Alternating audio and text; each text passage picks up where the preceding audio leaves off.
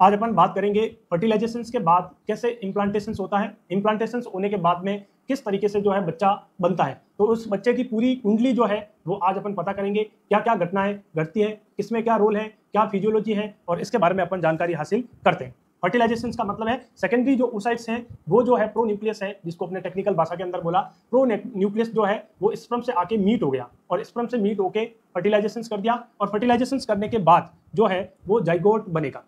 Zygote का मतलब दो सेल थी, एक स्पर्म एक ओवा थी, दोनों ने आपस में मिल गए तो एक सिंगल सेल जो बनी उसको अपने जाइगोट बोला। ये जाइगोट जो है फिर दो सेल के अंदर डिवाइड हो जाएगा और जिसको अपन ब्लास्टोमियर बोलेंगे। ये ब्लास्टोमियर जो है ये घटना 30 घंटे तक जो है घटेगी जब भी फर्टिलाइजेशन होगा। उसके बाद की बात करें, ये फिर 2 सेल की 4 सेल होगी, 4 की फिर 8 होगी, 8 की जो है 16 नंबर होंगे। जब 16 नंबर हो जाएंगे तो उसको अपन टेक्निकल भाषा के अंदर बात करते हैं मोरूला। और ये जो मोरूला है अभी धीरे धीरे जाके यूट्राइन कैविटी के अंदर जाएगा और वहां पे जो है इम्प्लांटेशन करेगा। जो अर्ली जाइगोट था, ये अर्ली जाइगोट जो फर्टिलाइजेशन हुआ था ये फैलोपियन ट्यूब के एम्पुला वाले पार्ट के अंदर हुआ था। एम्पुला से धीरे धीरे जो है वो फैलोपियन ट्यूब के अंदर जो स्पेसिफिक जो सीलिएटेड कोलिमिनार एपिथेलियम जो सेल पाई जाती है जिसको अपन सीलिया बोलते हैं, ये सीलिया जो है मूवमेंट करवाएगी और उस जाइगोट को जो है यूट्राइन कैविटी की तरफ लेके जाएगी, जिससे उस न्यूट्रिएंट भी देगी उसको, जाइगोट को न्यूट्रिशन का भी काम करेगी और उसके मूवमेंट का भी काम करेगी, और ये जाके जो है यूट्राइन कैविटी के अंदर इम्प्लांटेशन हो जाएगा।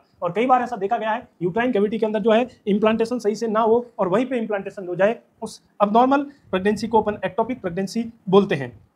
तो ये जो फैलोपियन ट्यूब के अंदर जो है वो 3 दिन का सफर रहेगा। 3 दिन के बाद जो है ये डे 4 के बाद में जो है यूट्रस के अंदर चला जाएगा। मोरूला जो है वो एंटर कर जाएगा यूट्राइन कैविटी के अंदर डे 4 के अंदर, और ये किस तरीके से वहां पे मूवमेंट करेगा, सीलिया के द्वारा जो है मूवमेंट होगा। तो मोरूला जो है वो does not enter in uterine cavity, तो उसको अपन ने बात की थी एक्टोपिक जो है प्रेगनेंसी हो जाएगा। In which form of does zygote enter in cavity, किस फॉर्म के अंदर जो है यूट्राइन कैविटी के अंदर जाइगोट एंट्री मारेगा, उस स्टेट को अपन बोलते हैं मोरूला। मोरूला का मतलब आपने बताया था 16 सेल नंबर, अभी सेल के नंबर कितने हो गए, 16 हो गए, और फिर 16 से 64 जो है उसको अपन आगे से आगे जो है ये सेल बढ़ती जाएगी।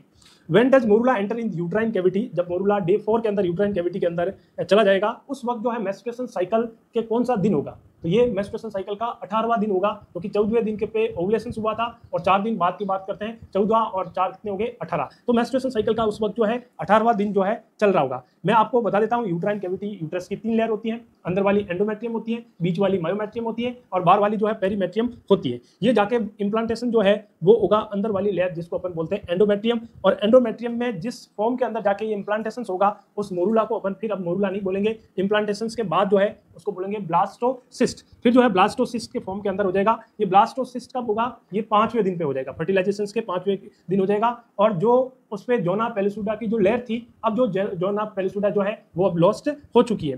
फिर एक स्ट्रक्चर बन जाएगी, उस स्ट्रक्चर के अंदर 2 चीज रहेगी, एक अंदर वाली जो स्ट्रक्चर है वो इनर सेल मास रहेगा और आउटर जो है वो क्या बन जाएगा, ट्रोफोब्लास्ट बन जाएगा, तो इसको अपन बोलते हैं ब्लास्टोमियर।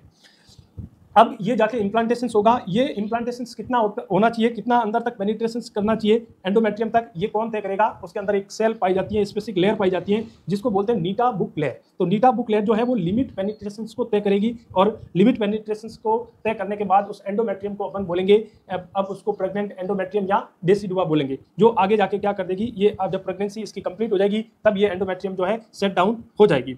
अब देखिए बात करते हैं, सारा खेल हार्मोन का है। तो आपको यदि कोई पूछे कि कौन सा जो हार्मोन है इस एंडोमेट्रियम को डेसिडुआ के अंदर कन्वर्ट करता है, तो इसके पीछे का हार्मोन का मेन जो रोल है वो है प्रोजेस्टेरोन का रोल है। तो hormone responsible for decidual reactions की बात करें तो वो डेसिडुअल रिएक्शंस के लिए प्रोजेस्टेरोन जिम्मेदार है। इम्प्लांटेशन जो है वो किस स्टेज के अंदर हुआ, ब्लास्टोसिस्ट के अंदर हुआ, ये भी यदि आपको पूछे तो ये भी आपको टेक्निकल बात में मालूम होना चाहिए। अब देखो इम्प्लांटेशन का प्रोसेस जो है वो स्टार्ट कब होगा, इस डे 6 को ये इम्प्लांटेशन जो प्रोसेस है वो स्टार्ट हो जाएगा, और धीरे धीरे ये जो है डे 10 के आफ्टर बाद में जो है फर्टिलाइजेशन होगा और डे 12 तक जो है इसको कंप्लीट जो है इम्प्लांटेशन हो जाएगा। तो डे 6 से स्टार्ट होगा और डे 12 पर जो है वो बिल्कुल ये इम्प्लांटेशन का जो है प्रोसेस खत्म हो जाएगा।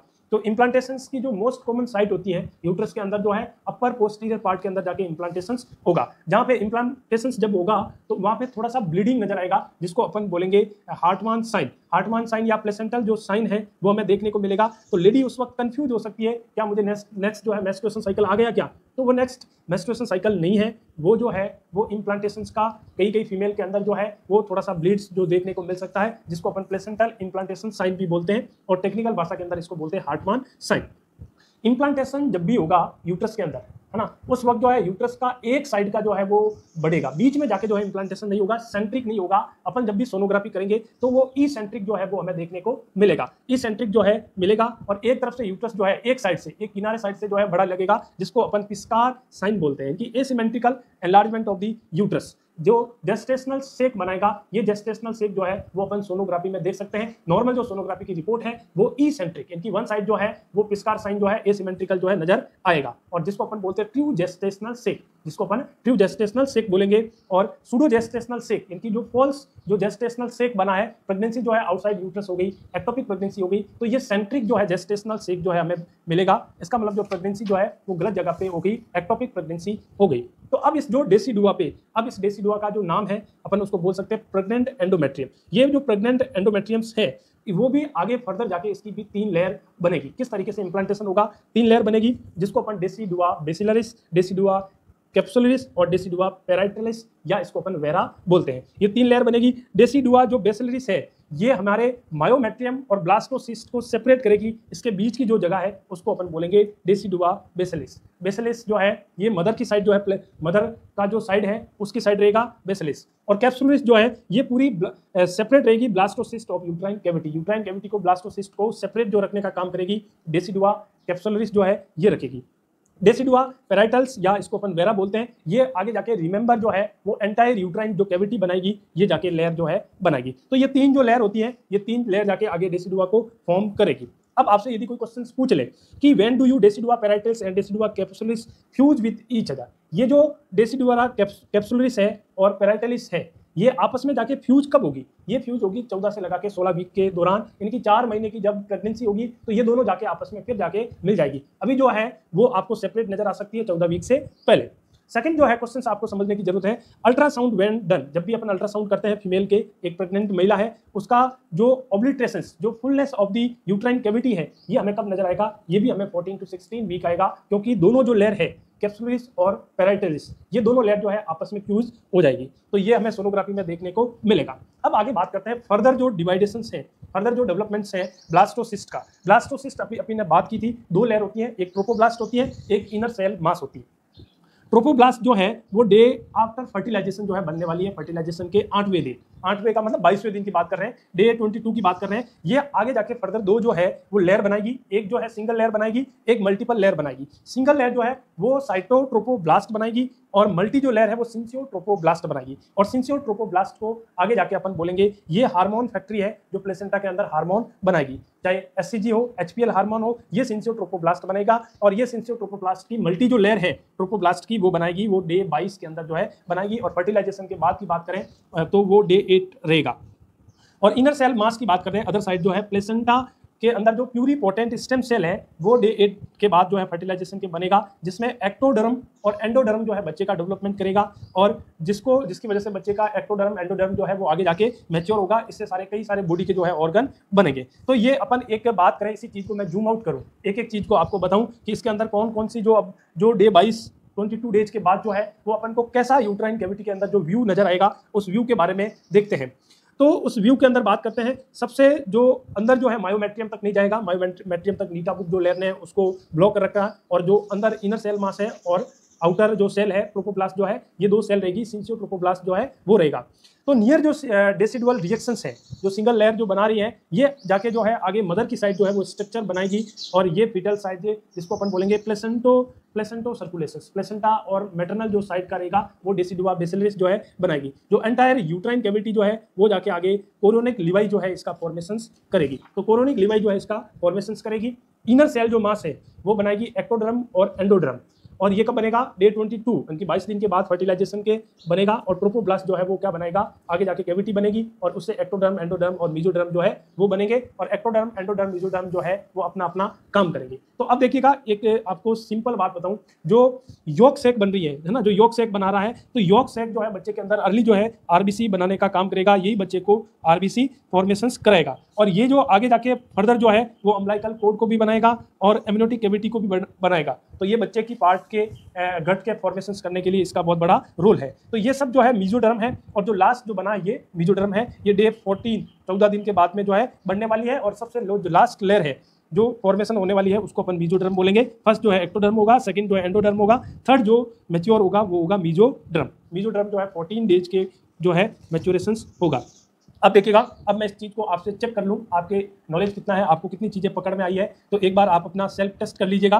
तो आपको यदि मैं पूछूं ectoderm is formed by, ectoderm कब फॉर्मेशन हुआ, तो आपका जवाब होना चाहिए एक्टोडर्म का फॉर्मेशन जो है वो डे 17 आफ्टर फर्टिलाइजेशन हो गया है, यानी कि 14 दिन के बाद 7 दिन, 14 और 7 कितने हो गए, 21वें दिन पे जो है एक्टोडर्म का फॉर्मेशन हो गया। एंडोडर्म का फॉर्मेशन कब हुआ, 22वें दिन। तो फर्स्ट कौन बना, फर्स्ट बना एक्टोडर्म, सेकंड बना एंडोडर्म, और मीजोडर्म कब बना, मीजोडर्म बना 14 डेज पे बना, यानी कि डे जो है वो 7 के बाद 14 डबल जो है वो बनेगा 1 मंथ के बाद आफ्टर फर्टिलाइजेशन, यानी कि 14 + 14 28वें दिन कौन बनेगा, मीजोडर्म का फॉर्मेशन होगा। अब यदि आपसे पूछे कि एचसीजी और एचपीएल जो हार्मोन सिक्रेशंस हो रहे थे सिंसियोट्रोपोब्लास्ट से, कहाँ से हो रहे थे, सिंसियोट्रोपोब्लास्ट से, और ये जो हार्मोन है इनको अपन ने फैक्ट्री बोला, और यही सारी प्रेगनेंसी के अंदर जो है वो हार्मोन को रोल अदा करेगा, जिसकी वजह से ये पूरा प्रेगनेंसी जो है वो रहेगा। अब बात करते हैं फीटल मेम्ब्रेन की। अब फीटल की मेम्ब्रेन बनेगी, और फीटल की जो मेम्ब्रेन बनेगी एक आउटसाइड बनेगी और एक जो है इनसाइड बनेगी। आउटसाइड जो लेयर होती है उसको कोरियोनिक बोलते हैं और इनर को अपन एमनियन बोलते हैं। तो आउटर कोरियन होगी, इनर साइड जो एमनियन होगी, जो आगे जाके फॉर्मेशन करेगी एक्टोडर्म का फॉर्मेशन करेगी। जो आउटर लेयर कोरियन बताई है ये फॉर्म करेगी कोरियोनिक लिवाई, कोरियोनिक लिवाई का बनेगा, और इसको कौन बनाएगा, साइटोट्रोपोब्लास्ट बनाएगा। नेक्स्ट बात करते हैं प्लेसेंटा इज फॉर्म्ड बाय। अब देखो फाइनली जो प्लेसेंटा का फॉर्मेशन हुआ है वो 2 साइड होगा, एक मैटरनल साइड होगा और एक जो है फीटल साइड होगा। मैटरनल साइड जो प्लेसेंटा होगी इसको बोलते हैं डेसिडुआ बेसिलरिस, तो बेस जो है वो मां साइड रहेगा, और फीटल साइड जो है वो कोरियोनिक फंडुसम्स, जिसको ट्रोपोब्लास्ट या साइटोट्रोपोब्लास्ट जो है इसका फॉर्मेशन किया है। तो ये नॉलेज आपको होना चाहिए। अब बात करते हैं कि बच्चे के अंदर किस तरीके से जो फॉर्मेशन होगा, कौन कौन से चीज़ें अंदर बच्चे के बनेगी, नाक, कान, आंख, ऑर्गन, इनर, आउटर, सारी जो चीज़ें बनाएगी वो 3 डर्म से बनेगा, एक्टोडर्म, मीजोडर्म और एंडोडर्म, जैसा कि आपको टेबल के अंदर दिखा गया है। तो सबसे पहले बात करते हैं लाइनिंग का, एक्टो, मीजो और एंडोडर्म का लाइनिंग का बात करते हैं। तो एक्टोडर्म का जो लाइनिंग है वो ओरल, एक्टोडर्म कौन क्या चीज़ बनेगा, oral mucosa lining, nasal epithelium और एनल लाइनिंग, सारी जो लाइनिंग का काम होगा वो करेगा एक्टोडर्म। और मीजोडर्म किसका फॉर्मेशन करेगा, बॉडी कैविटी का, जैसे प्यूरल कैविटी हो गया, पेरिटोनियल कैविटी हो गया, पेरिकार्डियल कैविटी हो गया, तो कैविटी का फॉर्मेशन कौन कर रहा है, मीजोडर्म। एंडोडर्म जो है वो अंदर का विसरल ऑर्गन का, जैसे ब्लडर हो गया, जीए सिस्टम हो गया, अपना यूरिथ्रा हो गया, रेस्पिरेटरी पार्ट हो गया, और अंदर का जो एपिथेलियम हो गया वो कौन बनाएगा, एंडोडर्म। देसी भाषा में आपको मैं बताऊं तो एक्टोडर्म बाहर का लाइनिंग बनाता है, और मीजोडर्म जो है कैविटी बनाता है, और एंडोडर्म जो है अंदर का लाइनिंग बनाएगा। अब बात करते हैं कि कौन कौन से जो है ऑर्गन का फॉर्मेशन होगा। एक्टोडर्म जो है वो सीएनएस सेंट्रल नर्व सिस्टम को बनाएगा, पीएनएस पेरिफेरल नर्व सिस्टम को बनाएगा, पिट्यूटरी ग्लैंड को बनाएगा, और एडिनल मेडुला को जो है इसका फॉर्मेशन करेगा एक्टोडर्म। मीजोडर्म जो है वो एडिनल कॉर्टेक्स का करेगा, हार्ट का करेगा, सुप्रा रीनल ग्लैंड का करेगा, किडनी का करेगा, और रिप्रोडक्टिव ऑर्गन का जो है वो मीजोडर्म जो है इसका फॉर्मेशन करेगा। तो ये रहेगा। और एंडोडर्म जो है अंदर का जीए ऑर्गन हो गया, लीवर, पेंक्रियाज, स्प्लीन, सारे जो ऑर्गन हो गए वो जो है वो एंडोडर्म बनाएगा। तो इस तरीके से जो है बॉडी के अंदर बोन फॉर्मेशन मीजोडर्म करेगा, और बाहर का हेयर, नेल्स, जो सीरियस स्वेट ग्लैंड है वो अपना एक्टोडर्म करेगा। तो इस तरीके से जो है बच्चे का पूर्ण जो है बॉडी बनेगा, और इस बॉडी बनने के पीछे किस किस का डर्म का हाथ है और कैसे बनता है ये अपन ने पूरी जानकारी इस सेशन के दौरान आपको बताई है। तो आई होप जो है वो बच्चा कैसे बना होगा, किस तरीके से बच्चे का फॉर्मेशन हुआ होगा, ये अपन ने पूरी चर्चा की है। तो अपन नेक्स्ट सेशन के अंदर बात करेंगे कि किस तरीके से प्लेसेंटा बनेगा, प्लेसेंटा के आगे प्लेसेंटा कैसे काम करेगा, क्या उसका फंक्शन है, प्लेसेंटा अब नॉर्मल हो जाए तो क्या है, तो सारी A to Z जो जानकारी है वो अपन नेक्स्ट सेशन के अंदर करेंगे। अब जाते जाते मैं आपको एक क्वेश्चन दे देता हूं। ये क्वेश्चन जो है आपके डिस्प्ले पे दिख रहा है, क्या क्वेश्चन दिख रहा है, क्वेश्चन है कौन सा जो हार्मोन है, hormone are responsible for implantations, implantations के लिए कौन सा जो है हार्मोन जिम्मेदार है। Option A estrogen, option B progesterone, option C GnRH, option 4 जो है SCG। तो राइट आंसर आप कमेंट बॉक्स में कीजिएगा, और यदि आपका सही जवाब है तो आपने इस लेक्चर को पूरा सुना है, और एक बार सुनने से इस लेक्चर को आपको याद नहीं होगा, आपको इसको 2-3 बार जो है सुनना पड़ेगा, और आराम से इसके नोट्स बनाने पड़ेंगे, और जब ऐसा आप 2-3 बार करोगे तब आपको जो है ये याद रहेगा। आई होप सो आपके नॉलेज में इंक्रीमेंट हुआ होगा। मिलते हैं नेक्स्ट सेशन के अंदर, धन्यवाद।